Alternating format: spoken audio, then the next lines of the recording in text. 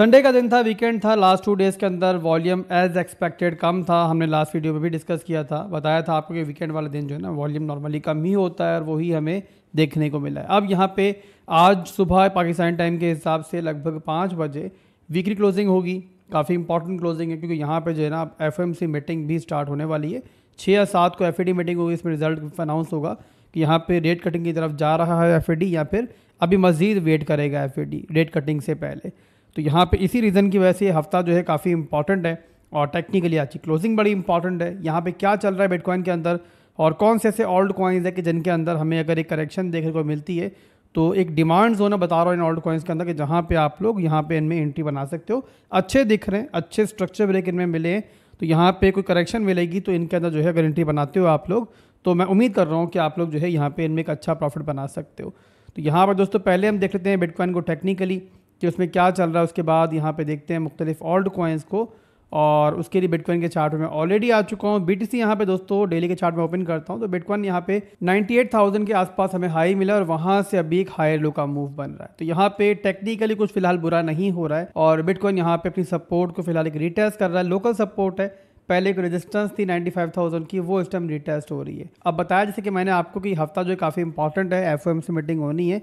तो यहाँ पे बिटकॉइन को लेकर यहाँ पे अगर ट्रेड हमें करनी है तो उसके लिए मैं वेट करूँगा कि बिटकॉइन यहाँ पे जो है इस डिमांड जोन पे आए। अगर इस डिमांड जोन पे आता है तो डेली के अंदर भी यहाँ पे एक सपोर्ट बन रही है 93,600 से लेकर लगभग यहाँ पे 94,000 के आसपास। और इसके अलावा अगर 4 घंटे में देखो तो भी यहाँ पर जो है ना एक स्ट्रक्चर की सपोर्ट जो है हमें देखने को मिल रही है। तो ये एरिया है जो मेरे लिए एरिया ऑफ इंटरेस्ट है और यहाँ पे अगर बिटकॉइन मुझे मिलता है तो इस तरीके से स्ट्रक्चर ब्रेक देख के जो है ना मैं यहाँ पे एंट्री बनाऊंगा। ब्लाइंडली एंट्री ज़्यादा नहीं लूँगा और उसका रीज़न बता दिया मैंने कि FOMC मीटिंग है और जब तक वहाँ से कोई रिजल्ट ना आ जाए ज़्यादा थोड़ा सा अभी जो है हमें यहाँ पे प्रॉपर यहाँ पे स्ट्रेंथ देख कर ही और यहाँ पे कंफर्मेशन के बाद ही जो ट्रेड करना है। और यहाँ पे अगर ट्रेड मिल जाती है वेल एंड गुड है, बता दिया मैंने किस तरीके से हम लेंगे। बट इन वर्स्ट केस अगर कोई नेगेटिव न्यूज़ आती है और बिटकॉइन इसको लेकर नीचे आता भी है ना तो बहुत ज़्यादा पैनिक में फिर भी नहीं करूँगा। और उसका रीज़न ये कि वीकली के अंदर जो है ना हमारा स्ट्रक्चर जो कि पहले नीचे की तरफ था, मैं दिखाता हूँ आपको, मैंने प्रीवियसली काफ़ी बार दिखाया आपको। ये देखो यहाँ पे previously lower lows lower highs बन रहे थे। 74,000 का लो लगाया, बिटकॉइन ऊपर आया 88,000 पे। बिटकॉइन ने अपना स्ट्रक्चर जो है डेली के अंदर भी वीकली के अंदर भी ब्रेक कर दिया। तो इन वर्स्ट केस अगर बिटकॉइन कमिंग डेज में नीचे ही मुझे दिखता है इन लेवल्स के ऊपर तो बताया मैंने कि यहाँ पे पैनिक होने की ज़रूरत नहीं है। जस्ट यहाँ पे बाइंग अपॉर्चुनिटीज़ बनेंगी बिटकॉइन के अंदर भी।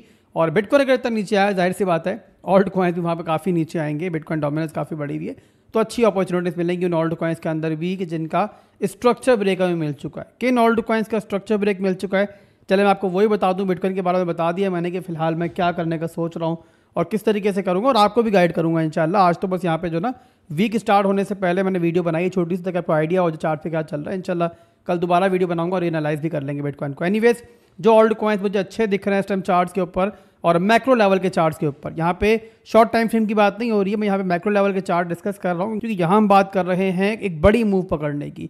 तो उसके लिए पहला जो ऑल्ट कॉइन है यहाँ पे वो है टाओ। यहाँ पे आप लोग जानते हैं कि लास्ट कुछ दिनों से बिटकॉइन के साथ अच्छा खासा पंप हुआ है। टाओ ने जो लो लगाया था वहाँ से अगर देखिए हम लोग तो टाओ ने लगभग यहाँ पे 100% ज़्यादा पंप किया है, 130% पंप किया है। यानी कि किसी ने अगर यहाँ पे जब बिटकॉइन नीचे बॉटम पे था जो लिया होगा तो यहाँ पे वो 2x का प्रॉफिट जो है कमा चुका होगा। एनीवेज फिलहाल अगर देखें टाओ को तो यहाँ पर अपनी वीकली की एक रेजिस्टेंस थी $361 की, 361 की, वहाँ से इस टाइम जो है हमें दिख रहा है कि रिजेक्शन एक ले रहा है। तो टाओ आने वाले दिनों के अंदर, आने वाले हफ्तों के अंदर भी अगर हमें इस सपोर्ट में मिलता है ना 278 की सपोर्ट के ऊपर तो ये वीकली की सपोर्ट है और यहाँ मेरे हिसाब से टाओ के अंदर जो है ना एक अच्छी एंट्री बन सकती है। इसी लेवल पे हमें एक स्ट्रक्चर ब्रेक भी मिला था वीकली के अंदर। ये देखो यहाँ पे तो ये था हमारा एक लो, ये सेकंड लो, इसके बाद ये हमारा हाई था तो ये टूटा है। तो ये सपोर्ट जो है ना हमारी ब्रेकर भी है।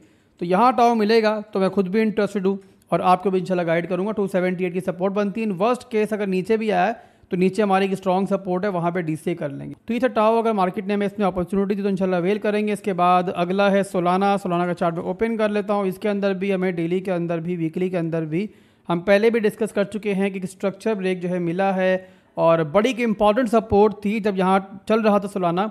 मैंने कहा था आपको कि 2 सपोर्ट लेवल्स हैं जहाँ पे अगर सोलाना में अपनी एंट्री नहीं बनाई हुई तो आपको लेनी चाहिए। एक थी हमारी ये $112 की सपोर्ट और सेकंड मैंने आपको दी थी $85 की सपोर्ट। $85 की सपोर्ट तो खैर रिटेस्ट नहीं हुई, जिसने अगर यहाँ भी एंट्री ली होगी तो एक अच्छा प्रॉफिट जो है कमाया होगा। एनीवेज यहाँ पे अभी चल रहा है सोलाना 147 के ऊपर, और 155 जो है इसका भी एक रेजिस्टेंस लेवल था, ये आपके सामने है। वीकली के पूरे का पूरा देखो ना, यहाँ पे एक रेजिस्टेंस लेवल है, तो वहीं से इस टाइम जो है सोलाना जो है वो रिजेक्ट हो रहा है। तो एनीवेज यहाँ पे आपके सामने सेटअप बना हुआ है। कुछ अर्सा पहले मैंने ये सेटअप शेयर किया था, तो यहाँ पे अगर दोबारा भी सोलाना इसके हिसाब से नीचे आता है ना, तो यहाँ से जो है आप जो है सोलाना को बाय करना स्टार्ट कर सकते हो। 135 पे पहली एंट्री और सेकेंड एंट्री बनेगी आपकी 120 के ऊपर। In worst case third entry होगी आपकी $112 के ऊपर। और स्टॉप लॉस लगाना है तो ये आपका लास्ट लो जो बना हुआ है इसके नीचे आप लोग जो है स्टॉप लॉस लगा सकते हो। और टारगेट जो रहेंगे इसके, फर्स्ट टारगेट तो खैर आपका यही रहेगा $150 का एरिया। सेकेंड टारगेट आपका रहेगा ये वाला हाई जो बनता है आपका $180 का एरिया, और लास्ट टारगेट रहेगा आपका $205 का ये वाला हाई। तो सोलाना और टाओ का एक सेटअप मैंने आपको दिखा दिया है, कहाँ पे इसमें एंट्रीज बन सकती हैं, बाइंग वगैरह हो सकती है। जो लोग भी यहाँ पे एंट्रीज बनाना चाह रहे हैं, अच्छे ऑल्ट कॉइन है, दोनों बड़े ऑल्ट कॉइन है, तो आप चाहो तो इनको देख सकते हो। अभी के लिए बस इतना ही था, इंशाल्लाह कल फिर मिलेंगे, क्लोजिंग हो जाए, वीकली की काफ़ी इंपॉर्टेंट क्लोजिंग है, और उसके बाद दोबारा इंशाल्लाह मार्केट को रीएनालाइज करेंगे। उस वीडियो का भी वेट कीजिएगा, कुछ और ऑल्ट कॉइन्स भी डिस्कस करेंगे और फंडामेंटली मार्केट को इंशाल्लाह दोबारा देख लेंगे। अभी के लिए बस इतना ही था, फिर मिलेंगे। अल्लाह हाफिज़।